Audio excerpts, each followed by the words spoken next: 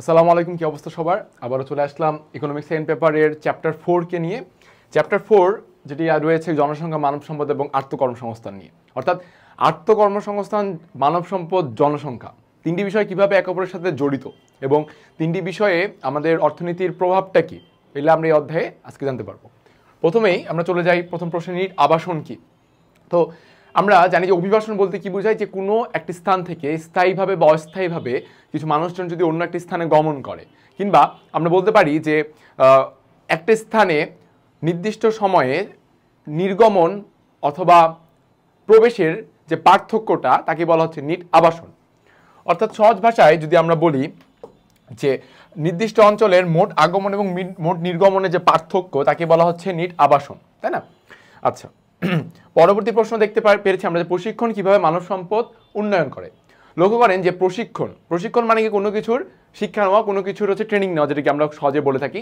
অর্থাৎ একটা জনসংখ্যার কে মানব সম্পদে রূপান্তর বা জনসম্পদে রূপান্তর করার জন্য শিক্ষা অবশ্যই একটি প্রয়োজনীয় একটা উপাদান, এবং শিক্ষার পাশাপাশি কোনো একটি বিষয় দক্ষ করে তোলার জন্য বা একটি বিষয়ে ভালো মতো জ্ঞান দানের জন্য, তাকে সেইখানে এক্সপার্ট করে তোলার জন্য কি দরকার? প্রশিক্ষণ দরকার। তার আমরা খুব সহজেই বলতে পারি যে প্রশিক্ষণের মাধ্যমে অবশ্যই আমরা মানব সম্পদ উন্নয়ন করতে পারবো। সেই বিষয়ে জ্ঞান দান করার মাধ্যমে, শিক্ষা প্রদানের মাধ্যমে, দক্ষতা প্রদানের মাধ্যমে, ব্যবহারিক দক্ষতা প্রদানের মাধ্যমে, ব্যবহারিক জ্ঞানের প্রদানের মাধ্যমে আমরা সেটিকে মানব সম্পদে পরিণত করতে পারবো। আচ্ছা, পরবর্তীতে বলা হয়েছে উদ্দীপক আমরা লক্ষ্য করি, জনাব মাহবুব স্যার শ্রেণীকক্ষে শিক্ষার্থীদের উদ্দেশ্যে বলেন যে জনসংখ্যা সম্পর্কে অনেক তথ্য প্রচলিত রয়েছে। তার মধ্যে একটি তথ্য হলো কি, যে জনসংখ্যা বৃদ্ধি পায় 1, 2, 4, 8, 16 হারে, এবং খাদ্য উৎপাদন বৃদ্ধি পায় 1, 2, 3, 4, 5 হারে। অপর তত্ত্বে দেশে জনসংখ্যার এমন একটি স্তর নির্দেশ করা হয় যেখানে সর্বোচ্চ মাথাপিছু আয় অর্জিত হয়। হ্যাঁ, অর্থাৎ প্রশ্ন বলা যে উদ্দীপকের আলোকে প্রথমে জনসংখ্যার যে তত্ত্বটি উল্লেখ করা হয়েছে তা ব্যাখ্যা করো। দেখেন, আমি খুব সহজে বলে দিই যে জনসংখ্যার তত্ত্বের ক্ষেত্রে দুটি তত্ত্ব আমরা লক্ষ্য করতে পারি। একটা হচ্ছে ম্যালথাসের তত্ত্ব, আর একটা হচ্ছে কাম্য জনসংখ্যা তত্ত্ব। তো ম্যালথাসের তথ্য জিনিসটা এরকম যে যেই তথ্য হারে বা যেই জনসংখ্যা হারে জনসংখ্যা জ্যামিতিক হারে বৃদ্ধি পায় এবং খাদ্যের হারটা গাণিতিক হারে বৃদ্ধি পায়। অর্থাৎ জ্যামিতিক হারের বৃদ্ধিটা আমি একটু তোমাদের কাছে ক্লিয়ার করি। দেখো ভাইয়ারা, জ্যামিতিক হার জিনিসটা কি, যে জ্যামিতিক, যেটা এখানে বলা হয়েছে ম্যালথাসের তত্ত্বে জ্যামিতিক বলতে বুঝিয়েছে যে 1, 2, 4, 8, 16, 32 এভাবে ডট ডট ডট করে চলে যাবে, অর্থাৎ ডবল ডবল করে যাচ্ছে, তাই না? এটা হচ্ছে জ্যামিতিক, যেটা কিন্তু আমরা উদ্দীপকে আমরা দেখতে পাচ্ছি। দেখেন, যেটি আমরা উদ্দীপকে দেখতে পাচ্ছি যে 1, 2, 4, 8, 16 হারে কি করছে, জনসংখ্যা বৃদ্ধি পাচ্ছে। এবং বলা হয়েছে কি যে খাদ্য উৎপাদন কিভাবে হবে? গাণিতিক হারে বৃদ্ধি পাবে। খাদ্য উৎপাদন কি হবে? খাদ্য উৎপাদন হবে গাণিতিক হারে। গাণিতিক হারটা কি হবে? গাণিতিক হারটা হবে 1, 2, 3, 4, 5 ডট ডট, মানে একের পর এক করে বেড়ে যাবে। যেটি আমরা এখানে লক্ষ্য করতে পারছি, খাদ্য উৎপাদন বৃদ্ধির কথাটা 1, 2, 3, 4, 5 করে হারে বাড়তেছে। অর্থাৎ জনসংখ্যা বৃদ্ধির ক্ষেত্রে যে দুইটি নীতি, ম্যালথাস এবং একটি কাম্য জনসংখ্যার নীতি, তার মধ্যে আমরা প্রথমেই লক্ষ্য করে নিতে পারছি যে এখানে ম্যালথাসের নীতিটাই এখানে বেশি প্রয়োগ হচ্ছে। এই কারণে সবাই আমরা দেখতে পাবো যে তাহলে উদ্দীপকের আলোকে প্রথমে জনসংখ্যা যে তত্ত্বটি হচ্ছে, সেই তত্ত্বটির নাম কি আমরা যদি বলি খুব সহজেই, সেই তত্ত্বটি কার? সেই তত্ত্বটি হচ্ছে আমাদের জনসংখ্যা বিজ্ঞানী বলা যায় বা বিশেষজ্ঞ, তার নাম হচ্ছে কি যে ম্যালথাস। উনি একটি নীতি প্রবর্তন করেছিল, যে নীতির মাধ্যমে হচ্ছে আজকে আমরা এই নীতিটি লক্ষ্য করতে পারছি। ঠিক আছে, পরবর্তীতে আমরা একটা বিষয় লক্ষ্য করব, যে কি উদ্দীপকে উল্লেখিত জনসংখ্যার তত্ত্ব দুটির মধ্যে বাংলাদেশের প্রেক্ষাপটে কোন তত্ত্বটিকে তুমি অধিকতর কার্যকর বলে মনে করো? একটা জিনিস দেখো, যে প্রথম তত্ত্বটা আমাদের এখানে কি বলছে, আমাদের প্রথম তত্ত্বটা বলছে যে 1, 2, 4, 8, 16 এবং খাদ্য বাড়তেছে কি 1, 2, 3, 4, 5 করে, অর্থাৎ ম্যালথাসের নীতিটাকে এখানে আমরা বেশি পরিলক্ষিত করতে পারতেছি। অপরপক্ষে অপর তত্ত্বে কি বলছে? অপর তত্ত্বে বলছে দেশে এমন একটি জনসংখ্যার স্তর নির্দেশ করা হয় যেখানে কিনা দেশের সর্বোচ্চ মাথাপিছু আয় কি হয়? অর্জিত হয়। অর্থাৎ যেখানে দেশের জনসম্পদের রূপান্তরের মাধ্যমে মাথাপিছু আয়, জীবনযাত্রার মান উন্নয়ন সহ শুরু করে জনসংখ্যার মাথাপিছু আয়টা সর্বোচ্চ পর্যায়ে পৌঁছে যায়। অর্থাৎ আমরা এখানে লক্ষ্য করব কাম্য জনসংখ্যার নীতি এখানে প্রয়োগ হয়েছে। কাম্য জনসংখ্যার নীতি। ওকে, আমাদের বাংলাদেশে, যে দেশের আয়তন কিনা ছোট, এবং বাংলাদেশে ছোট্ট একটি আয়তনের দেশে অধিক সংখ্যক জনসংখ্যা প্রচুর পরিমাণে রয়েছে। এই জনসংখ্যা, অধিক সংখ্যক জনসংখ্যার দেশে আমাদের প্রচুর পরিমাণে কি খাদ্য ঘাটতি হচ্ছে, কারণ আমাদের জনসংখ্যা বেশি, আমাদের মানব সম্পদ ঠিকভাবে তৈরি হতে পারছে না, জনসংখ্যা বেশি, শিক্ষার অভাবের কারণে আমাদের জনগণ শিক্ষিত হতে পারছে না, যার ফলে মানব সম্পদে রূপান্তর করতে পারতেছে না আমাদের জনসংখ্যাকে। এই সকল কিছু সমস্যাগুলোকে আমরা যখন পরিলক্ষিত করবো, তখন আমাদের নিজের মন থেকে আসলে বলে উঠতে মন চায় না যে আমাদেরও তো একটা দেশ এরকম হবে একদিন যে সর্বোচ্চ মাথাপিছু আয় হবে, আমাদের দেশের প্রত্যেকটা মানুষের জীবনযাত্রার মান উন্নয়ন হবে, এগুলো আসে না। তো আমি যেখানে বলছি যে উল্লেখিত জনসংখ্যা তথ্য দুটির মধ্যে বাংলাদেশের কোন অধিকতর কার্যকর বলে মনে করো? কার্যকরটা কি বলছে, যেখানে কাম্য জনসংখ্যা নীতিটা কার্যকর বেশি আমার মতে মনে করা উচিত। কিন্তু এখানে একটি পয়েন্ট আছে, যেহেতু আমাদের দেশের, আমি শুরুতেই বলছি, আয়তন ছোট, জনসংখ্যা বেশি, এ কারণে কি, এ কারণে হচ্ছে আমরা দেখব যে ম্যালথাসের এখানে নীতিটা আমাদের এখানে প্রয়োগ করা হয়েছে। যেমন দেখো, উদ্দীপক উল্লেখিত জনসংখ্যা তথ্য দুটির মধ্যে বাংলাদেশের প্রেক্ষাপটে ম্যালথাসের জনসংখ্যা তথ্যটিকে আমি অধিকতর কার্যকর বলে মনে করি। দেখো, প্রথমে একটু হালকা একটা ফ্লেক্সের মতো কথাটা বললাম আমি, যে আমাদের দেশে কাম্য জনসংখ্যা নীতিটা হইলেও হইতে পারতো, কিন্তু আমাদের দেশে হচ্ছে জনসংখ্যা অতিরিক্ত হওয়ার কারণে এবং এই জনসংখ্যাকে আমরা জনসম্পদে রূপান্তর করতে পারছি না, আমাদের ব্যর্থতার কারণে আজকে আমাদের দেশে ম্যালথাসের জনসংখ্যা তথ্যটা বেশি কার্যকর বা আমরা দেখতে পাচ্ছি জিনিসটা। তো কাম্য জনসংখ্যা বলতে আমরা এখানে দেখছি যে একটি জনসংখ্যা স্তর যেখানে উৎপাদন আয় কি সর্বাধিক, একটু আগে বললাম যেখানে মাথাপিছু আয় সর্বাধিক হবে, উৎপাদন আয় যেখানে সবচেয়ে বেশি মুনাফা হবে, দেশ লাভবান হবে, জীবনযাত্রার মান উন্নয়ন হবে, সেগুলো, তাই না? আবার পরবর্তীতে আমরা দেখতে পাচ্ছি কি একটি তথ্য অনুসারে দেশের প্রাকৃতিক সম্পদে কাজে লাগানোর জন্য নির্দিষ্ট পরিমাণে জনসংখ্যা থাকা প্রয়োজন, যা বেশি নয় কিন্তু কিংবা কমও নয়। কিন্তু বাংলাদেশের প্রেক্ষাপটে জনসংখ্যা কাম্য স্তরে নেই, বাংলাদেশের প্রচুর পরিমাণে জনসংখ্যা থাকার কারণে আয়তন প্রাকৃতিক সম্পদ তুলনায় জনসংখ্যা কি বেশি, যার ফলে আমাদের খাদ্য ঘাটতি হচ্ছে, আমরা বিভিন্ন রকম উন্নয়ন করতে পারছি না জনসংখ্যার কারণে, জনসংখ্যা আমাদের দক্ষও না, মানব সম্পদও না, তাই না? তো এই সকল কারণে জনসংখ্যা ক্রমবর্ধমানে হারে বাড়ছে। তো এই সকল কারণে আমরা বলতে পারি যে ম্যালথাসের জনসংখ্যা তথ্যটি বেশি বাংলাদেশে কার্যকর বলে আমি মনে করে থাকি। আচ্ছা, পরবর্তীতে আমরা দেখতেছি কাম্য জনসংখ্যা কি। একটু আগেই আলোচনা করলাম যে জনসংখ্যায়, কাম্য জনসংখ্যা বলছে কি, যে জনসংখ্যায় সর্বাধিক দেশের মুনাফা অর্জন হবে বা দেশের হচ্ছে জীবনযাত্রার, জনগণের জীবনযাত্রার মান উন্নয়ন হবে, তাকে বলা হচ্ছে কি কাম্য জনসংখ্যা, তাই না? তো আমরা ভেড়া এখানে আমরা দেখতে পাচ্ছি সেটা পরবর্তী প্রশ্ন আমরা লক্ষ্য করছি যে অধিক জনসংখ্যা বাংলাদেশের প্রধান সমস্যা কেন। দেখেন, আমাদের দেশে যারা একটু বুঝে উঠতে পারে, যাদের একটু বোধ শক্তি হয়েছে, হ্যাঁ, তারা দেখা যাচ্ছে যে যখন এক কথায় বলি ক্লাস 8, 9, 6 মানে 6 এর উপরে যারা পড়ে, তো তারা যখন জনসংখ্যা নিয়ে তাদের যদি প্রশ্ন করা যে জনসংখ্যা আমাদের দেশে কেমন, কম না বেশি, সে অবশ্যই অনেক বেশি, সেই তুলনায় আয়তন কম বা প্রাকৃতিক সম্পদগুলো কম।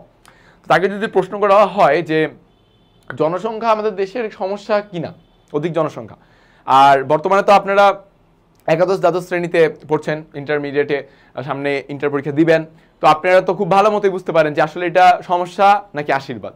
তো এইটা নিয়ে আলোচনা আসলে তেমন কিছু না যে হ্যাঁ অধিক জনসংখ্যা আমাদের দেশের প্রধান সমস্যা। কেন প্রধান সমস্যা? কারণ অধিক জনসংখ্যার কারণে আমাদের কি হয়, আমাদের উন্নয়ন হচ্ছে না, আমাদের উন্নয়ন যথাযথভাবে হচ্ছে না, আমাদের দক্ষ মানব শক্তি নেই, আমাদের মানব সম্পদ নেই, আমাদের মানব সম্পদ কি হয়েছে, আমাদের মানব সম্পদ নাই, ঠিক আছে? পরবর্তীতে আমরা দেখতেছি কি আমাদের শিক্ষিতের হার বা শিক্ষার হার যেটা, সেটা হচ্ছে আমাদের তেমন আলোচ্য বা তেমন দৃষ্টিনন্দন নয়, শিক্ষার হারটা আমাদের কি তেমন দৃষ্টিনন্দন নয়। অর্থাৎ অধিক জনসংখ্যার কারণে আমাদের এত জনিত সমস্যা, তার মধ্যে জাস্ট কয়েকটা আমি এখানে উল্লেখ করলাম, ঠিক আছে? ওকে, পরবর্তী কি বলছে যে উদ্দীপক থেকে স্থূল জন্মহার স্থূল মৃত্যুহার নির্ণয় করো। দেখেন, স্থূল জন্মহার এবং স্থূল মৃত্যুহার যদি আমি বলি, প্রথমত স্থূল জন্মহারের যদি আলোচনাটা করি, সেটি হচ্ছে কি যে প্রতি হাজারে যে শিশু জন্মগ্রহণ করছে, যত পরিমাণ শিশু, তাকে স্থূল জন্মহার বলা হচ্ছে। প্রতি হাজারে যতগুলো শিশু মৃত্যুবরণ করছে তাকে বলা হচ্ছে স্থূল মৃত্যুহার। হ্যাঁ, তো উদ্দীপকটা আমরা লক্ষ্য করছি কয়টি উন্নয়নশীল দেশ, আয়তন 1,37,570 বর্গ কিলোমিটার, অর্থাৎ বাংলাদেশের কথা এখানে বলছি, স্পষ্টভাবে আমরা বুঝতে পারছি। ও আরেকটা কথা ভাইয়ারা আপুরা, আরেকটা কথা আপনাদের বলে দিই, সেটা হচ্ছে কি যে ম্যাক্সিমাম সৃজনশীল, সেটা হোক বাংলা, হোক আমাদের এই সকল আমাদের মানবিকের বিভিন্ন সাবজেক্ট, হোক ইকোনমিক্স বা সোশিওলজি, সাইকোলজি, যেটাই বলুন না কেন, সিভিক্স, বেশিরভাগ ক্ষেত্রে উদ্দীপকটাই কি করবে জানেন, বাংলাদেশের সাথে রিলেট করে দিবে। হ্যাঁ, বাংলাদেশের কোনো বৈশিষ্ট্য, বাংলাদেশের কোনো একটা গুণাগুণ দিয়ে বলবে কি যে উদ্দীপকের দেশটার হচ্ছে অর্থনৈতিক ব্যবস্থা কিরকম, উদ্দীপকের দেশটার এমন কি, এটা কি না কি। তো আলটিমেটলি কিন্তু নিজের দেশকেই রিপ্রেজেন্ট করতেছে, এটা মাথায় রাখবেন। দেখেন যেমন 1,37,570 আয়তন দিয়ে বোঝা যাচ্ছে এটা বাংলাদেশের কথা বলতেছে, তাই না? ওকে, তাহলে আমরা স্থূল জন্মহারটা একটু লক্ষ্য করবো যে এখানে খুব সুন্দর করে বলা হয়েছে সংজ্ঞাটা। আমাদের এখানে সূত্র, সংজ্ঞার পাশাপাশি আমাদের এখানে সূত্র রয়েছে জন্মহার, জন্মগ্রহণকারী মোট জীবন্ত শিশুর সংখ্যা ভাগ বছরের মাঝামাঝি সময়ে মোট জনসংখ্যা ইন্টু 1000। কারণ আমি সূত্রে বলেছি, সংজ্ঞায় বলেছি যে কোনো দেশে প্রতি বছর মোট জনসংখ্যার মধ্যে প্রতি হাজারে যে পরিমাণ জীবন্ত শিশু জন্মগ্রহণ করতেছে তাকে কি বলা হয়? জন্মহার, তাই না? তো নির্দিষ্ট বছরে যত শিশু জন্মগ্রহণ করে তাকে ওই বছরের মাঝামাঝি সময়ের জনসংখ্যা দ্বারা যদি আমরা ভাগ করি, ভাগফলকে 1000 দিয়ে যদি আমরা গুণ করি, তাহলে আমরা স্থূল জন্মহারটা পেয়ে যাব। তো আমরা এখানে দেখতে পাচ্ছি যে 15 সালের জীবিত জনসংখ্যা কত? 55 কোটি, ঠিক আছে? 50 লাখ, জীবিত জনসংখ্যা 50 লাখ, সরি। এবং মধ্যবর্তী সময়ে জনসংখ্যা কত এখানে বলছে? 3, 6, 7, 8, 9, 15 কোটি, ঠিক আছে? তো এখানে আমরা যখন ভাগ করছি, ভাগ করে আমি ক্যালকুলেশন করে উত্তর পেয়েছি কত? উত্তর পেয়েছি হচ্ছে আমরা 33.33%। স্থূল মৃত্যুহারটা কি? একই ধরনের স্থূল মৃত্যুহারটা, যে প্রতি হাজারে যত কোনো দেশে প্রতি বছর জনসংখ্যার প্রতি হাজারে যে পরিমাণ লোক মৃত্যুবরণ করে তাকে সেখানকার মৃত্যুহার বলা হচ্ছে। তাহলে কোনো দেশে নির্দিষ্ট বছরে যে পরিমাণ লোক মৃত্যুবরণ করে তাকে ওই বছরের মাঝামাঝি জনসংখ্যার দ্বারা ভাগ করে 1000 দ্বারা যদি আমরা গুণ করি, তাহলে কি আমরা মৃত্যুহারটা পেয়ে যাব খুব সহজে, তাই না? তাহলে মৃত্যুহার ইকুয়াল টু মোট মৃত্যুর সংখ্যা ডিভাইডেড বাই বছরের মাঝামাঝি সময়ের মোট জনসংখ্যা ইন্টু 1000। তাহলে আমরা ক্যালকুলেশন করে আমরা কি দেখতে পাচ্ছি ভাইরা? ক্যালকুলেশন করে আমরা দেখতে পাচ্ছি যে এখানে ক্যালকুলেশন করে আমরা 13.33% পেয়েছি। অর্থাৎ স্থূল জন্মহার হচ্ছে আমাদের কত? স্থূল জন্মহার হচ্ছে আমাদের 33.33%, স্থূল মৃত্যুহার হচ্ছে 13.33%। অর্থাৎ আমাদের এটা বের করার জন্য আমাদের মূলত কি করতে হবে? দুটো সূত্র মনে রাখতে হবে। সেটি হচ্ছে যে জন্মগ্রহণকারীর মোট জীবিত শিশুর সংখ্যা ডিভাইডেড বাই ওই বছরের মাঝামাঝি সময় পর্যন্ত যে জনসংখ্যা ছিল ইন্টু 1000। ঠিক একই অবস্থা মোট মৃত্যুর সংখ্যা ডিভাইডেড বাই বছরের মাঝামাঝি সময় মোট জনসংখ্যা ইন্টু 1000। আমরা এইভাবে যদি মনে রাখতে পারি আমাদের জন্য বিষয়টা খুবই ইজি হবে। লাস্ট কোশ্চেন এই সৃজনশীলের, উদ্দীপকের আলোকে ক দেশের জনসংখ্যার ঘনত্ব নির্ণয় সাপেক্ষে দেশটির জনবহুল হলে তার সমাধানের উপায় কি? বলছে কি যে ঘনত্ব বের করতে বলছে, ঘনত্ব বের করার পর যদি দেখে যে অধিক জনসংখ্যা হয় তাহলে তার সমাধানটা কি? তো আমরা কি জানি যে ঘনত্ব আমাদের যে সূত্রটা কি? এই যে ঘনত্ব সূত্র। আর আমরা কি জানি যে ঘনত্ব কাকে বলে? প্রতি বর্গ কিলোমিটার একটি দেশে, প্রতি 1000 বর্গ কিলোমিটারে যত মানুষ বাস করে, হ্যাঁ, একটা দেশের আয়তনের প্রতি বর্গ কিলোমিটার যত মানুষ বাস করে তাকে বলা হচ্ছে ঘনত্বর সংখ্যাটা। এখানে আমরা সূত্রটা দেখতে পাচ্ছি যে DP equal to TP by এ। কি বলতেছি? ডিপি ইকুয়াল টিপি বাই এ। ডিপি হচ্ছে এখানে জনসংখ্যার ঘনত্ব, ডেনসিটি অফ পপুলেশন, এবং টিপি হচ্ছে বিবেচ্য দেশের মোট জনসংখ্যা, টোটাল পপুলেশন। এ হচ্ছে বিবেচ্য দেশের আয়তন, এরিয়া। অর্থাৎ আমরা এখানে লক্ষ্য করতেছি তাহলে আমাদের সূত্রটা কি? DP equal to TP by A, density of population equal to total population by area. Okay, তাহলে আমরা এখানে দেখতেছি ক্যালকুলেশনটা যে উদ্দীপকের আলোকে 15 সালের মধ্যবর্তী সময়ের জনসংখ্যা আমরা 15 কোটি পেয়েছি। তাহলে আমরা ক্যালকুলেশন করে ওভারঅল পাইছি কত? 1016.47 জনসংখ্যা আমরা পেয়েছি। অর্থাৎ দেশটিতে প্রতি বর্গ কিলোমিটারে 1016 জন মানুষ বসবাস করে। অর্থাৎ ঘনত্ব বিবেচনা নিঃসন্দেহে বলতে পারি এটা অধিক একটি জনবহুল একটি দেশ।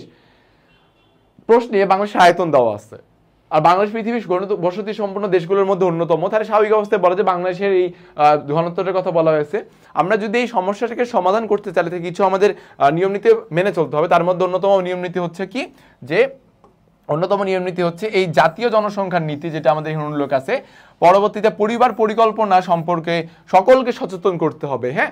আবার জনগণের জীবনযাত্রার মান উন্নয়নও করতে হবে, জনগণের মাঝে শিক্ষার প্রসার ঘটাইতে হবে, ধর্মীয় কুসংস্কার দূরীকরণ করতে হবে, নিরক্ষরতা দূরীকরণ, নারীর ক্ষমতায়ন, বাল্যবিবাহ, বহু বিবাহ রোধ ইত্যাদি এগুলো করতে হবে। এগুলো যদি আমরা মেনে চলতে পারি, যত প্রয়োগ করতে পারি আমাদের সমাজে, তাহলে কি হবে? আমাদের সমাজ থেকে যে দেশ থেকে জনসংখ্যাটাকে আমরা অনেকাংশে নিয়ন্ত্রণ করার আমরা সফল হতে পারবো। এইসব উপায় অবলম্বন করে নিয়ন্ত্রণ করা যাবে। এখানে খুব সুন্দর করে সেটা বলা হয়েছে। আচ্ছা, জনসংখ্যার স্থানান্তর কি? দেখেন, জনসংখ্যার স্থানান্তর হচ্ছে যে বসবাসের স্থান স্থায়ীভাবে যদি কেউ পরিবর্তন করে, হ্যাঁ, তাকে কি বলা হচ্ছে? স্থানান্তর। নির্দিষ্ট একটি দেশ হতে পারে, দেশের সীমানার মধ্যে হতে পারে বা সীমানার বাইরেও হতে পারে, ঠিক আছে? এটা কি? জনসংখ্যার স্থানান্তর। ওকে, তারপরে পরবর্তী আদমশুমারি কেন করা হয়? দেখেন, আদমশুমারি কি? আদমশুমারিটা হচ্ছে দেশের জনসংখ্যা গণনা। যেমন আমাদের দেশের কিন্তু বর্তমানে, আমি বলি একটা এমসিকিউ সাধারণ জ্ঞানের ইসে যে ভবিষ্যতে লাগবে, হ্যাঁ, যে এখন বর্তমানে আদমশুমারি বলা হয় না, এখন বলা হয় জনশুমারি। হ্যাঁ, এই জিনিসটা আমরা মাথায় রাখবো। বর্তমানে কি বলা হয়? বর্তমানে বলা হয় জনশুমারি। ওকে, বর্তমানে বলা হয় জনশুমারি, আদমশুমারি পরিবর্তে। তো কেন করা হয়? কারণ কি, যে সাধারণ অর্থে জনসংখ্যা পরিমাপের জন্য আদমশুমারি করা হয়, জনসংখ্যা কত একটি দেশের সেটি দেখার জন্য। এছাড়া জনশুমারি বা আদমশুমারির মাধ্যমে দেশের জন্ম মৃত্যু হার সম্পর্কে আমরা একটা আইডিয়া পাই। এছাড়া বিভিন্ন ক্ষেত্রে শিক্ষা, চিকিৎসা, বস্ত্র, শিক্ষা, চিকিৎসা, বেকার, শিক্ষিত, অশিক্ষিত, আরও নানা তথ্যাদি সংগ্রহ আমরা করতে পারি।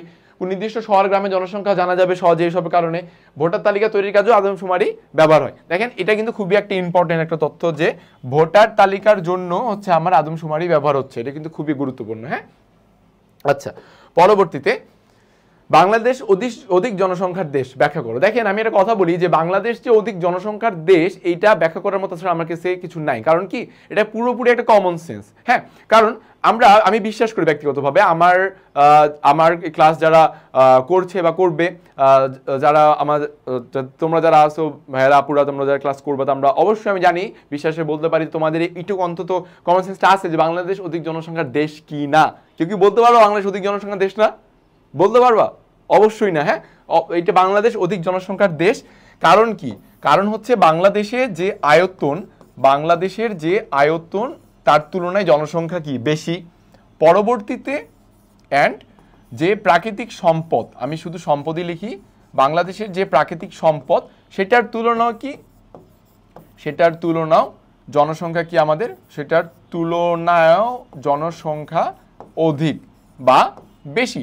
ঠিক আছে, তো এই যে অধিক বা বেশি হওয়ার কারণে আমাদের কি হয়, বাংলাদেশ অধিক জনসংখ্যার দেশ অবশ্যই। এবং এই দেশে ম্যালথাসের তত্ত্বটা এখানে খাটে, জ্যামিতিক হারে জনসংখ্যা বাড়ে 1, 2, 4, 8, 16, কিন্তু খাদ্য বৃদ্ধি হয় কিভাবে, গাণিতিক হারে 1, 2, 3, 4, 5। অর্থাৎ যেইভাবে আমরা বলতে পারি যে জনসংখ্যা বৃদ্ধি পাচ্ছে জ্যামিতিক হারে, খাদ্য বৃদ্ধি পাচ্ছে গাণিতিক হারে। অর্থাৎ এইসব কারণের উপর, প্রেক্ষাপটের উপর ভিত্তি করেই আমরা বলতে পারি যে বাংলাদেশ অধিক জনসংখ্যার দেশ। পরবর্তীতে বলা হয়েছে বাংলাদেশ উদ্দীপকের আলোকে অধিক জনসংখ্যাকেও কাম্য সংখ্যায় রূপান্তর করা যায়।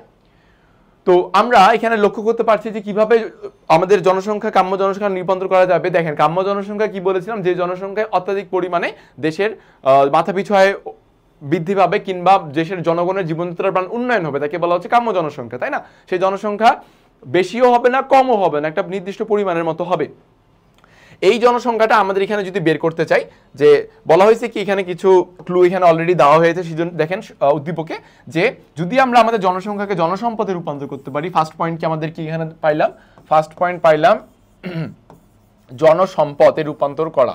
ঠিক আছে, সেকেন্ড পয়েন্ট সম্পদের সুষ্ঠু ব্যবহার, সম্পদের কি সুষ্ঠু ব্যবহার, সম্পদের ব্যবহার সুষ্ঠু।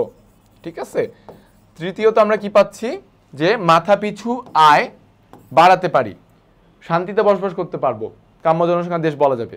জনসংখ্যাকে নিয়ন্ত্রণ করে আসলে আমরা এটা করতে পারবো। হ্যাঁ, আবার এছাড়াও জনসংখ্যা এগুলো পয়েন্ট ছাড়াও আমরা জনসংখ্যা যখন নিয়ন্ত্রণ করতে যাব তখন আমাদের কিছু পয়েন্ট আমাদের এখানে মেনে চলতে হবে। সেগুলো কি, সেগুলো হচ্ছে বিভিন্ন ক্ষেত্রে প্রশিক্ষণের ব্যবস্থাটা, যেটা আমরা জনসম্পদের কথা একটু আগে দেখলাম, যে দেখেন যে বিভিন্ন ট্রেডে প্রশিক্ষণের ব্যবস্থা করতে হবে। যেমন বিভিন্ন শিল্প কারখানা বলেন বা বিভিন্ন স্কুল, বিভিন্ন আপনার শিক্ষামূলক প্রশিক্ষণ, বিভিন্ন টেকনিক্যাল প্রশিক্ষণ কোর্সগুলোতে গ্রাম পর্যায়ে বিস্তৃত করতে হবে, যাতে একদম প্রত্যন্ত অঞ্চলের একদম রুট থেকে শুরু করে দেশের সকল স্থানের জনগণ বা সকল গ্রামের জনগণ যাতে সেই প্রশিক্ষণটা পেতে পারে। আবার কারিগরি school, polytechnic institute, diploma engineering এগুলো আমাদের বিশেষ করে বাড়াতে হবে। নারীদের কর্মসংস্থানের বিষয়টাকে মাথায় রাখতে হবে। অবশ্যই ভারী শিল্প কারখানা স্থাপন করতে হবে, যার কারণে একটি ভারী শিল্প কারখানায় অধিক শ্রমিকের প্রয়োজনে কর্মসংস্থানের সুযোগ করে দিতে হবে। দ্বিতীয়ত, দেশের কর্মক্ষম জনসংখ্যা শতভাগ কাজে লাগাতে পারলে উৎপাদন বৃদ্ধি হবে। ঠিক আছে, যেমন আমরা যদি বলি জাপান বা চীনের কথা যদি বলি, সেখানকার কিন্তু জনগণরা শতভাগই তারা হচ্ছে কর্মে নিয়োজিত, সেখানে বেকার তেমন নাই। তো এই নিয়োজিত হওয়ার কারণে কি হয় ভাইয়া, তারা অধিকাংশে কি, তারা উন্নত দেশ, তাই না? চীনে দেখেন, চীনে কিন্তু অনেক জনসংখ্যা, তাই না? অনেক জনসংখ্যা চীনে, কিন্তু চীনে অনেক জনসংখ্যা হইলেও তারা কিন্তু উন্নত কেন? কারণ তাদের প্রত্যেকটা জনগণই হচ্ছে দক্ষ, প্রশিক্ষণ প্রাপ্ত, তাদের জনসংখ্যা জনসম্পদে তারা রূপান্তর করতে সক্ষম হয়েছে। আমাদের দেশেও সেটা অবশ্যই হবে। কিভাবে? এইগুলো পয়েন্ট যদি আমাদের মেনে চলা হয়। ওকে, তাহলে আমাদের বলা হচ্ছে কি, বিশ্বের বহু উন্নত দেশে বর্তমানে নিম্ন জনসংখ্যার সমস্যায় ভুগছে। এই সময়কালে দেশে প্রচুর জনশক্তির দরকার হবে, যা তারা জনবহুল দেশ থেকে তারা সংগ্রহ করে। অর্থাৎ আমরা জানি যে আমাদের দেশ থেকে অনেক প্রায় প্রতি বছর হচ্ছে অনেক মানব সম্পদ আমরা রপ্তানি করি কোথায়? মধ্যপ্রাচ্যের বিভিন্ন দেশে, তাই না? আমাদের বিভিন্ন আত্মীয় স্বজন, আমাদের কারো আত্মীয় স্বজন, কারো চীনা পরিচিত মানুষরা থাকে মধ্যপ্রাচ্যে যায়, হ্যাঁ, সৌদি আরবে যায়, জর্ডানে, এগুলা লেবাননে, এগুলা দেশে যায়, তারা কি করে সেখানে গিয়ে তারা হচ্ছে বিভিন্ন কাজকর্ম করে থাকে। এই যে মানব সম্পদ রপ্তানি করছি আমরা, এর মাধ্যমেও কিন্তু আমাদের দেশে রেমিটেন্স আসার মাধ্যমে কিন্তু দেশ উন্নত হচ্ছে, তাই না?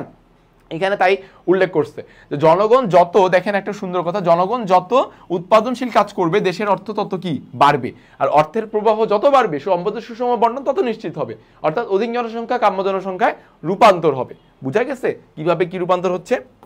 আচ্ছা, পরে অধিক জনসংখ্যা কি? অধিক জনসংখ্যা দেখেন খুবই সুন্দর, যে জনসংখ্যার স্তরে জনগণের মাথাপিছু এবং জীবনযাত্রার মান সর্বাধিক হয় তার বেশি জনসংখ্যা, আচ্ছা এটা বলা, তার বেশি যদি জনসংখ্যার স্তর থাকে তাকে কি বলা হচ্ছে? অধিক জনসংখ্যা। অর্থাৎ যেই স্তরটা, দেখেন খুব সহজে বলি, ধরেন যে এই লেভেলে, ধরেন যে হচ্ছে এই লেভেলে আমার জনসংখ্যার জীবনযাত্রার মান বা আমার হচ্ছে মাথাপিছু আয় ধরলাম 100%, কত? 100%।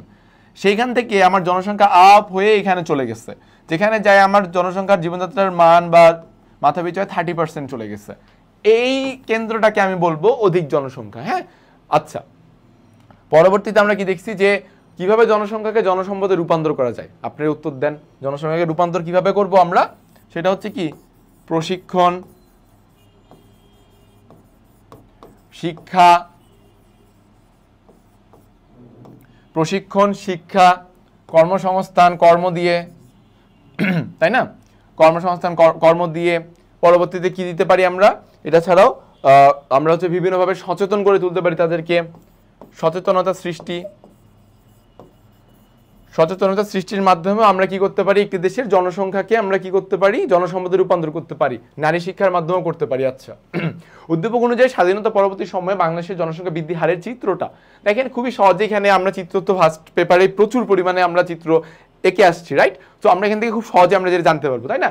তো এখানে আমরা আদমশুমারি যখন চিত্র আঁকবো, দেখেন আমরা ভূমি অক্ষ বরাবর আমরা সময় উল্লেখ করেছি এবং লম্ব অক্ষ বরাবর আমাদের জনসংখ্যা যে মাত্রাটা সেটা আমরা উল্লেখ করেছি, এবং আমরা চিত্রটা যতভাবে বসাই দিয়ে নিচে বর্ণনা করে দিয়েছি, দ্যাটস ইট। ওকে, খুবই সহজ। তুমি কি মনে করো বাংলাদেশের জনসংখ্যা বৃদ্ধির হার এখনো অধিক? কিভাবে এই হার নিয়ন্ত্রণ করা যায়? দেখেন নিয়ন্ত্রণটা কিভাবে, আমি বলি নিয়ন্ত্রণটা কিভাবে, আমরা একটু আগে পড়ছি। হ্যাঁ, আমি প্রথমে অবশ্যই বলবো যে হ্যাঁ, জনসংখ্যা বৃদ্ধি হার এখনো অধিক, আমি সেটা মনে করি। এবং কিভাবে নিয়ন্ত্রণ করব? নিয়ন্ত্রণ করার কারণ হচ্ছে কি, যে আমাদের প্রথমত জনসংখ্যা, জাতীয় জনসংখ্যা নীতি যেটা রয়েছে, জাতীয় জনসংখ্যা নীতিটা আমরা প্রয়োগ করব বেশি করে। পরিবার পরিকল্পনা যে মন্ত্রণালয় রয়েছে, সেই মন্ত্রণালয়ের অধীনে যে সকল কার্যক্রম রয়েছে বা যে সকল কার্যক্রমের বা সভা সমিতির দ্বারা আমাদের প্রত্যেকটি স্থানের জনগণকে আমরা সচেতন করব, এই বলে যে আমাদের জনসংখ্যা নিয়ন্ত্রণ করা উচিত, দেশের জনসংখ্যা অধিক হারে বৃদ্ধি পাচ্ছে। আমরা এইটা সব সময় প্রচার করতে যাব, যে আমাদের বিখ্যাত লাইনটা, দুটি সন্তানের বেশি নয়, একটি হলে ভালো হয়, তাই না? তো এটা আমরা বলবো। তৃতীয়ত আমরা বলতে পারি কিভাবে নারী শিক্ষার প্রসার, কর্মসংস্থানের তৈরি ব্যবস্থা তো করে দিতে হবে, বেকারত্ব হ্রাস করতে হবে, শিক্ষিত করে তুলতে হবে জনগণকে, ধর্মীয় কুসংস্কার দূর করতে হবে, নিরক্ষরতা দূর করতে হবে, যেটি বললাম শিক্ষিত করে তুলতে হবে। এই সকল কিছু যদি আমরা দূর করতে পারি, এই সকল কিছু আমরা বাস্তবায়ন করে যদি আমরা সমস্যাটাকে সমাধানের দিকে আসতে পারি, তাহলে আমাদের দেশের জনসংখ্যাটা কি হবে? অনেকাংশেই নিয়ন্ত্রণ হবে, আমাদের জনসংখ্যাটা তখন স্বাভাবিক বা কাম্য জনসংখ্যায় চলে আসবে। লক্ষ্য করেন এই যে এই কথাগুলোই কিন্তু আমার পয়েন্টগুলোই এখানে বলা হয়েছে, জাতীয় জনসংখ্যা নীতি প্রণয়ন, পরিকল্পনা, জীবনযাত্রার মান উন্নয়ন, জনশিক্ষার প্রসার, ধর্মীয় কুসংস্কার দূরকরণ, নিরক্ষরতা দূরীকরণ। ঠিক আছে, তাহলে ওভারঅল এগুলো পয়েন্টই আমরা এখানে লক্ষ্য করতে পারতেছি। কাম্য জনসংখ্যা কি? We all know that what is কাম্য জনসংখ্যা, রাইট? এটা নতুন করে কিছু না। জনসংখ্যা ঘনত্বের উপর জন্মহারের প্রভাব কিরূপ? দেখেন নতুন একটা প্রশ্ন পেয়েছি, ইম্পর্টেন্ট কিন্তু। হ্যাঁ, বোর্ডের ক্ষেত্রে আসলে বোর্ড পরীক্ষা যখন আমরা দিতে যাব, তখন কিন্তু আমরা দেখবো বোর্ড পরীক্ষা হঠাৎ করে আনকমন একটা প্রশ্ন চলে আসে। দেখা যাচ্ছে যে আমি গ আর ঘটা প্রয়োগ উচ্চতর দক্ষতা খুবই ফাটায় লিখতে পারবো, ফাটাই দিব একদম, কিন্তু আমি কোথায় আটকে গেছি? জ্ঞানে আটকে গেছি। এখন আমার মন চাবে না, আরে 1 মার্ক ছাড়বো রে, এটাই তো লাস্ট বোর্ড পরীক্ষা, এরপর তার কলেজ এক্সাম না, যে আমি 1 মার্ক ছেড়ে বোর্ডে আমি আদায় করে নিতে পারবো। মনটা তখন খুব ভয় পায়। এই জন্য বারবার আপনাদের সকলকে আমি রিকোয়েস্ট করতেছি যে ভাই আপুরা, আপনারা জ্ঞান এবং অনুধাবনমূলক প্রশ্নটা খুবই জোরদার করে পড়বেন। আমি আপনাদেরকে বলেছি যে বইয়ে যে সারাংশ বা সারমর্ম বা অনুশীলনীতে যে সংজ্ঞাগুলো দেওয়া থাকে, যে ছোট ছোট করে ডেফিনেশনগুলো দেওয়া থাকে, সেগুলো আপনারা পুরোপুরি মাথায় আয়ত্ত করবেন। হ্যাঁ, যার কারণে আপনারা সহজে সৃজনশীলগুলো অ্যান্সার করতে পারবেন। যেমন এখানে কাম্য জনসংখ্যা কি, কাম্য জনসংখ্যাটা আপনাদের অবশ্যই মাথায় রাখতে হবে। তারপরে দ্বিতীয় প্রশ্ন, জনসংখ্যা ঘনত্বের উপর জন্মহারের প্রভাবটা, হ্যাঁ আমরা একটু লক্ষ্য করব। নির্দিষ্ট সময়ে সাধারণত একটি বছরে একটি দেশে মোট জনসংখ্যার প্রতি হাজারে যতগুলো জীবন্ত শিশু জন্মগ্রহণ করতে তাকে কি বলা হচ্ছে, জন্মহার। জন্মহার যদি বেশি হয় তাহলে বিবেচিত দেশের জনসংখ্যা কি হবে, বৃদ্ধি পাবে অবশ্যই। প্রতি হাজারে যে পূর্বের তুলনায় যদি পূর্বের বছরের তুলনায় জনসংখ্যা বেশি শিশু জন্মগ্রহণ করে জনসংখ্যা বাড়বে, জন্মহার কম হলে জনসংখ্যা হ্রাস পাবে। এইভাবে কি হয়, জন্মহার জন্মমৃত্যুহার জনসংখ্যার উপর প্রভাবিত করে। খুবই সহজ করে এখানে বলা হয়েছে। উদ্দীপকের আলোকে বাংলাদেশের জনসংখ্যা বৃদ্ধি হারের গতিধারা আলোচনা করো। গতিধারাটা বলছে কি, গতিধারা 71 ছিল কত জনসংখ্যার পরিমাণ, 7.64 এবং হচ্ছে সেটার বৃদ্ধি হার কত ছিল, বৃদ্ধি হার ছিল 2.48%। 21 সালে এসে দেখতেছি জনসংখ্যা বৃদ্ধি হার 1.37%, কিন্তু জনসংখ্যা বাড়ছে কত, 16.82 কোটি হয়েছে। তো জনসংখ্যা বৃদ্ধির হারের গতিধারাটা আমরা লক্ষ্য করব। বলা হয়েছে যে 71 যেটা আমরা এখানে বললাম এবং 21 সালে আসে কি হয়েছে, 1.37 জনসংখ্যা হারে বেড়ে। কারণ আমরা দেখতেছি যে জনসংখ্যা বৃদ্ধির হার, জনসংখ্যা ছিল এত এবং জনসংখ্যা বৃদ্ধির একটু বেড়ে গেছে 1.37। এখানে লক্ষ্য করতে বাংলাদেশের জনসংখ্যা প্রতিনিয়ত বৃদ্ধি পাচ্ছে, কিন্তু একটু হলেও আশার বাণী যে জনসংখ্যা যে হারে বৃদ্ধি পাচ্ছে, জনসংখ্যা বৃদ্ধির হার ক্রমাগত কি হচ্ছে, কমতেছে। জনসংখ্যা বৃদ্ধির হার কমতেছে। দেখেন যুদ্ধের 71 সালে ছিল 7.64 কোটি, হ্যাঁ, কিন্তু 21 সালে আসে হলো 16 কোটি। কিন্তু জনসংখ্যা বৃদ্ধির রেট কত ছিল যুদ্ধের সময়, 2.48%, কিন্তু 21 সালে এসে হয়েছে 1.37। তাহলে একটু ক্রমাগত কি হচ্ছে, ক্রমাগত ভাবে কমতেছে, তাই না? এটা একটা আমাদের আশার বাণী, কারণ আমাদের দেশে জনগণ শিক্ষিত হচ্ছে, সচেতন হচ্ছে, দুটি সন্তানের বেশি নয় একটি সন্তান হলে ভালো হয়, সেটি মানতেছে। হ্যাঁ, দেখেন পরবর্তীতে বাংলাদেশের মোট জনসংখ্যার পরিমাণ বৃদ্ধি পেল, জনসংখ্যা বৃদ্ধির হার ক্রমাগত হ্রাস পাচ্ছে কেন? দেখেন জনসংখ্যা বাড়ছে, বৃদ্ধির হার হ্রাস পাচ্ছে কেন, মানে এটাও সহ্য হচ্ছে না, এটারও প্রশ্ন বসাই দিয়েছে যে কেন হ্রাস পাবে। ঠিক আছে, মানে ভালো জিনিস না হ্রাস পাচ্ছে, এটাও নিয়েও প্রশ্ন করছে। হাস্যকর বিষয় না? দেখেন তাহলে আমরা এটা উত্তরে যাই যে ক্রমাগত হ্রাস পাচ্ছে, ওকে ফাইন।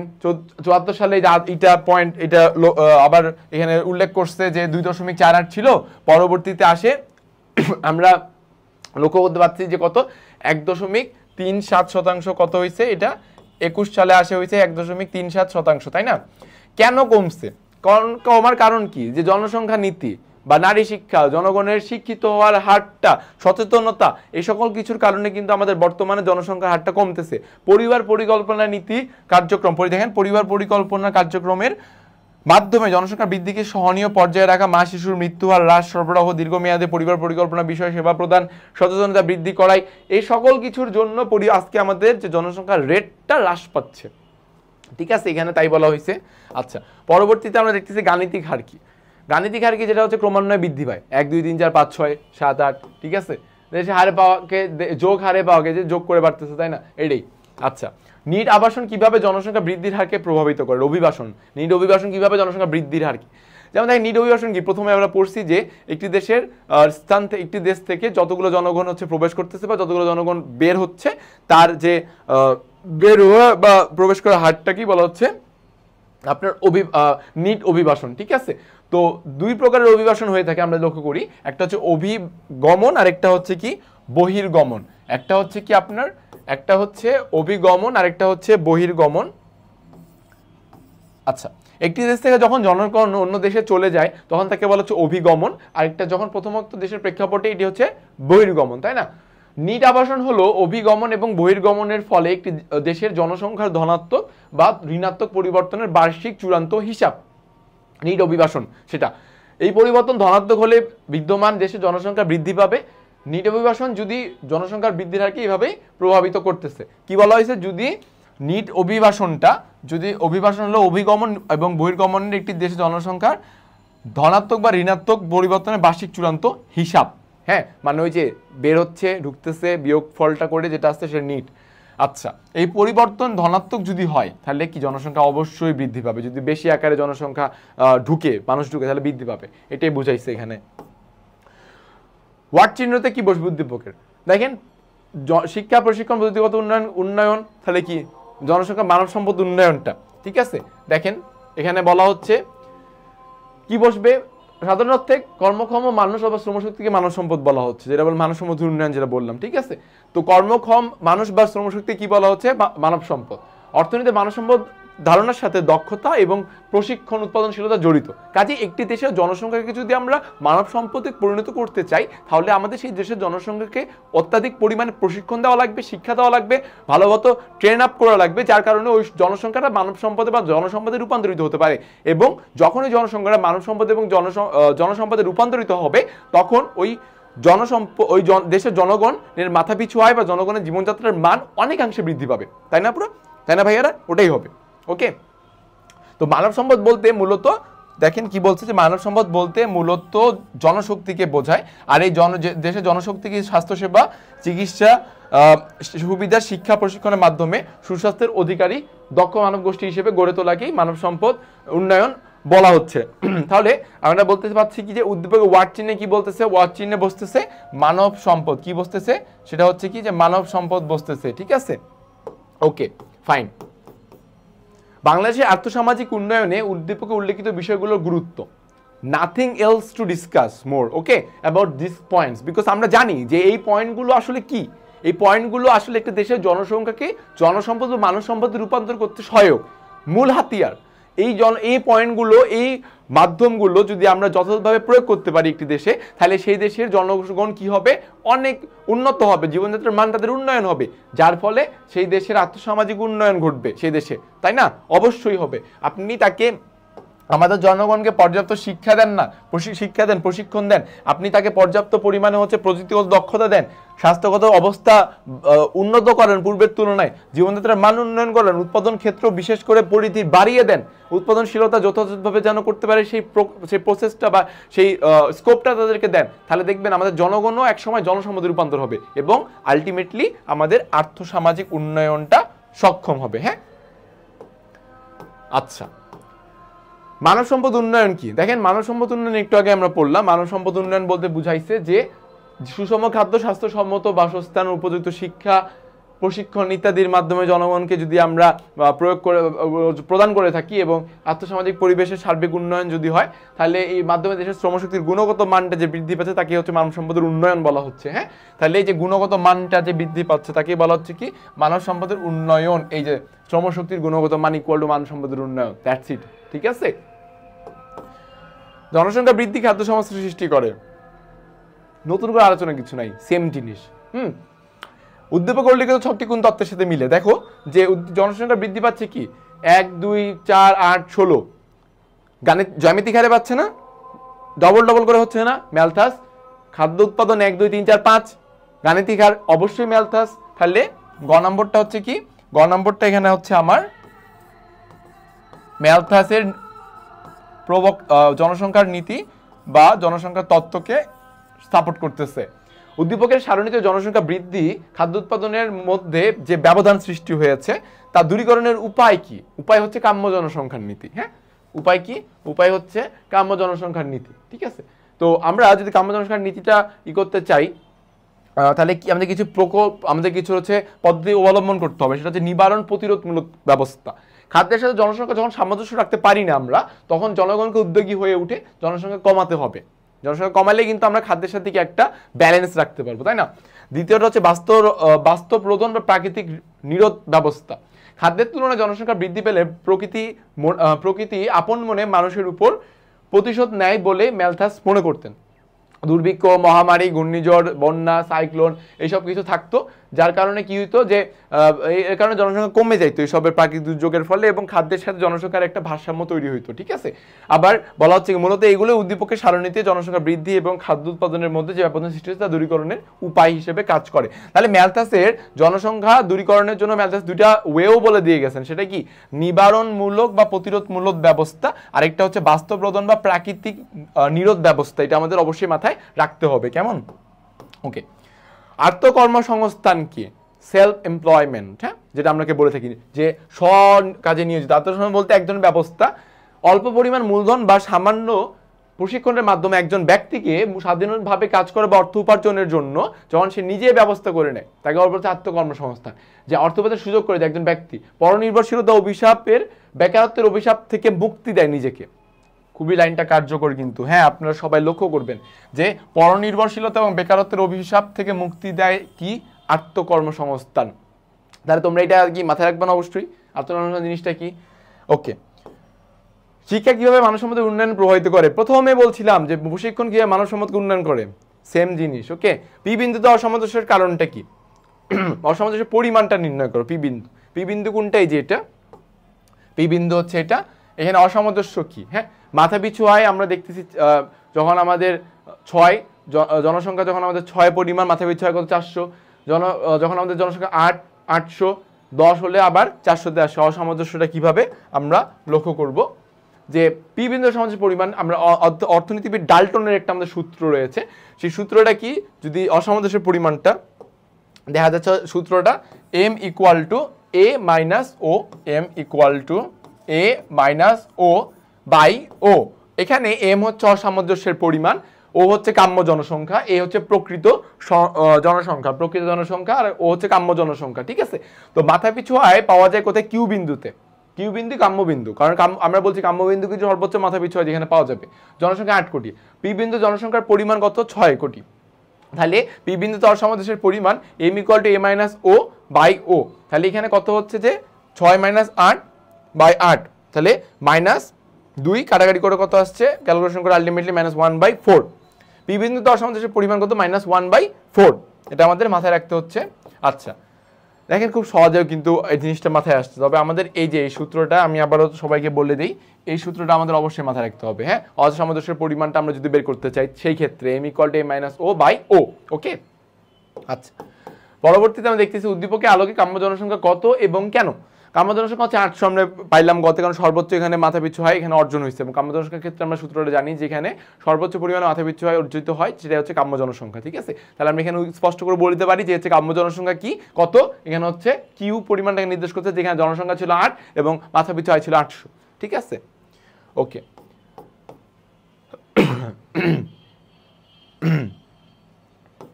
পরবর্তী দেখি গাণিতিক বৃদ্ধির হার কি, যোগের মাধ্যমে যে বৃদ্ধি। দরিদ্রতা জনসংখ্যা বৃদ্ধিকে কিভাবে প্রভাবিত করে?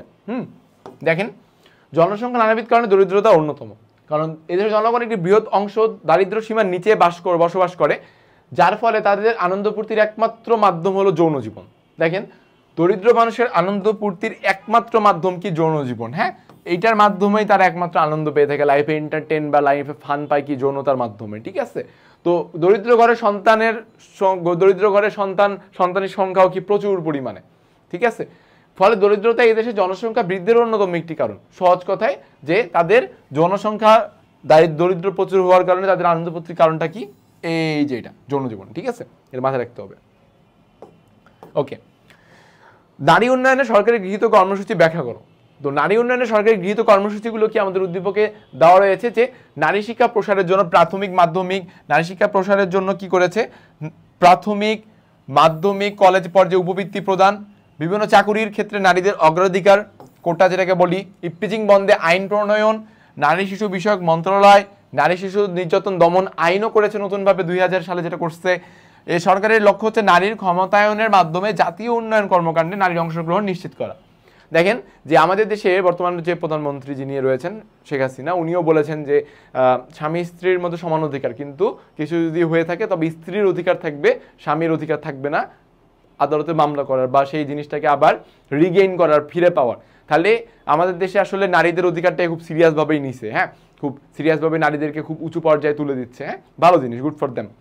ওকে, তাহলে দেখেন যে নারী উন্নয়নের সরকারকৃত কর্মসূচিগুলো আমরা এখানে দেখলাম, এই জিনিসগুলো আসলে খুব সুন্দর করে আমরা ব্যাখ্যা করতে পারবো এইভাবে যে শিক্ষাদান, বিনামূল্যে শিক্ষাদান, উপবৃত্তি দিচ্ছে, তাছাড়া বিনামূল্যে প্রাথমিক, মাধ্যমিক এবং উচ্চ মাধ্যমিকেও আমাদের শিক্ষা প্রদান করে দিচ্ছে সরকার কর্তৃক, নারীদেরকে উপবৃত্তি প্রদান করতেছে নারীদের জন্য সরকার।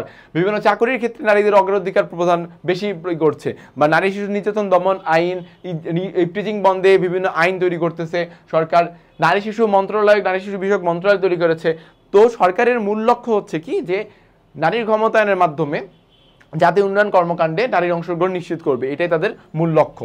পরবর্তী প্রশ্নটা আমরা লক্ষ্য করবো যে নারীর ক্ষমতায়ন কিভাবে জাতীয় উন্নয়নে ভূমিকা রাখবে, তোমার মতামত দাও। দেখেন, জাতীয় কবি কাজী নজরুল ইসলাম একটা কথা বলেছেন যে বিশ্বের যা কিছু মহান চিরকল্যাণকর অর্ধেক তার করিয়াছে নারী, অর্ধেক তার নর। তাই না? তো একটা দেশকে উন্নত যদি হইতে হয় বা উন্নয়নের চরম শীর্ষে যদি শিখায় যদি হচ্ছে যে বা চূড়ায় যদি পৌঁছাতে হয়, তাহলে কি করতে হবে? সে দেশের শুধু পুরুষরা যদি কাজ করে, নারীরা যদি ঘরে বসে থাকে, সেটা কি আদৌ সম্ভব? সম্ভব নয়। সেখানে সেই দেশে নারী পুরুষ দুজনে তারা হাতে হাত মিলিয়ে কাজ করতে হবে, মানে দুজনে অংশগ্রহণ দরকার। তো এই অংশগ্রহণ যদি যখন সঠিকভাবে আমরা পাবো একটি দেশে, সে দেশটার জাতীয় উন্নয়ন বা সে দেশের জনগণের জীবনযাত্রার মান উন্নয়ন বা মাথাপিছু আয় বৃদ্ধির ক্ষেত্রে অনেক উপকার হবে এবং অত্যাধিক সেই বৃদ্ধির ক্ষেত্রে আমাদের ভূমিকা রাখবে। যেটা আমাদের বলা হয়েছে নারীর ক্ষমতায়ন জাতীয় উন্নয়নে ভূমিকা রাখবে কিভাবে। হ্যাঁ, তো আমরা লক্ষ্য করব যে নারীর ক্ষমতায়ন কিভাবে বলছে, দেখেন যে নারী পুরুষ উভয়ই বলা হচ্ছে কি যে নারী তথা পুরুষ উভয়ই সম্পূর্ণ অংশগ্রহণ উন্নতির জন্য গুরুত্বপূর্ণ, একটি দেশের উন্নয়নের জন্য অবশ্যই গুরুত্বপূর্ণ। লিঙ্গ সমতা বা ক্ষমতা না থাকলে দেশে ন্যায় বিচার হতে পারে না এবং সামাজিক পরিবর্তন ঘটবে না। আবার ভূমিকা পালন, আবার বলা হচ্ছে কি যে পণ্ডিতগণ সম্মত যে নারীর ক্ষমতার উন্নতির জন্য একটি বিশাল ভূমিকা পালন করবে, যেটি একটু আগে আমি আলোচনা করলাম। তাহলে আমরা সহজেই বলতে পারি যে নারীর ক্ষমতায়ন একটি দেশের উন্নয়নের জন্য অনেক বেশি ভূমিকা পালন করবে, এটি প্রমাণিত বা কথিত। ঠিক আছে, তো সিবিআর এর পূর্ণরূপটা দেখি যে ক্রুড বার্থ রেট, স্থূল জন্মহার। আমরা এই জিনিসটা মাথায় রাখবো যে সিবিআর এর পূর্ণরূপটা আমরা দেখলাম এখানে যে ক্রুড বার্থ রেট। ওকে, মাথায় রাখতে হবে।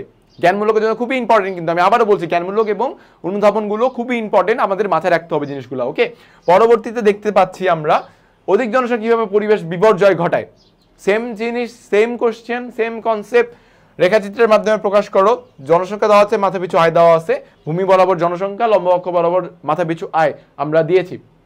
জনসংখ্যা যখন আমাদের 12 কোটি তখন মাথাপিছু আয় আমাদের সর্বোচ্চ 4200।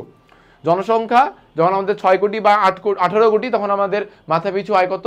2800 আমাদের মাথাপিছু আয়, 2800 মার্কিন ডলার। ঠিক আছে, তো আমরা এখানে পরে এটা বর্ণনা করে দেওয়া সুন্দর করে। পরবর্তী প্রশ্ন, কোন বিন্দুর সাথে তোমার দেশের জনসংখ্যার পরিস্থিতি সামঞ্জস্যপূর্ণ বিশ্লেষণ করো। ওকে, কোন দেশের সাথে? সেটা হচ্ছে কি যে আমাদের দেশের বি এবং সি বিন্দুতেই হচ্ছে ধাবমান অবস্থা নির্দেশ করতেছে। কোনটা বি এবং সি? বি আর সি বিন্দুটা হচ্ছে যে একটা হচ্ছে আপনার 4200 মাথাপিছু আয়টা এবং সিটা হচ্ছে কত? 2800 মার্কিন ডলার মাথাপিছু আয়। এবং প্রশ্ন করা হয়েছে যে আমাদের দেশে কোন পরিস্থিতি, জনসংখ্যা পরিস্থিতির সাথে সামঞ্জস্যপূর্ণ কোনটা। তাহলে বি বিন্দু থেকে ক্রমশ সি বিন্দুর দিকে ধাবমান হচ্ছে অবস্থা নির্দেশ করতেছে। আমরা এখানে দেখতেছি যে 12 কোটি জনসংখ্যা স্তরে মাথাপিছু আয় সর্বোচ্চ 4200 মার্কিন ডলার। পরবর্তী জনসংখ্যাকে এরূপ জনসংখ্যা কি বলা হচ্ছে? বোল্ডিং। এরূপ জনসংখ্যা কি বলা হচ্ছে?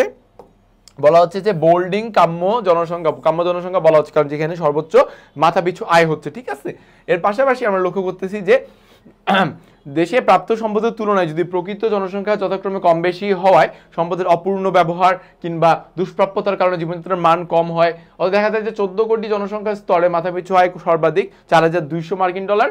আর এই পরিমাণ জনসংখ্যাকে কাম্য জনসংখ্যা বলা হচ্ছে। কিন্তু বাংলাদেশের জনসংখ্যা কি যে পরিস্থিতি কোনো বিন্দুর সাথে সামঞ্জস্যপূর্ণ, তার নিচে ব্যাখ্যা হচ্ছে কিরকম যে বাংলাদেশের জনসংখ্যা 16 কোটি, সেক্ষেত্রে কাম্য জনসংখ্যা দ্রুত জনসংখ্যা বৃদ্ধি পেলেও এখানে এখনো চরম জনসংখ্যা আধিক্য আমাদের তৈরি হয় নাই, জনসংখ্যা আধিক্য সমস্যার সৃষ্টি হয় নাই।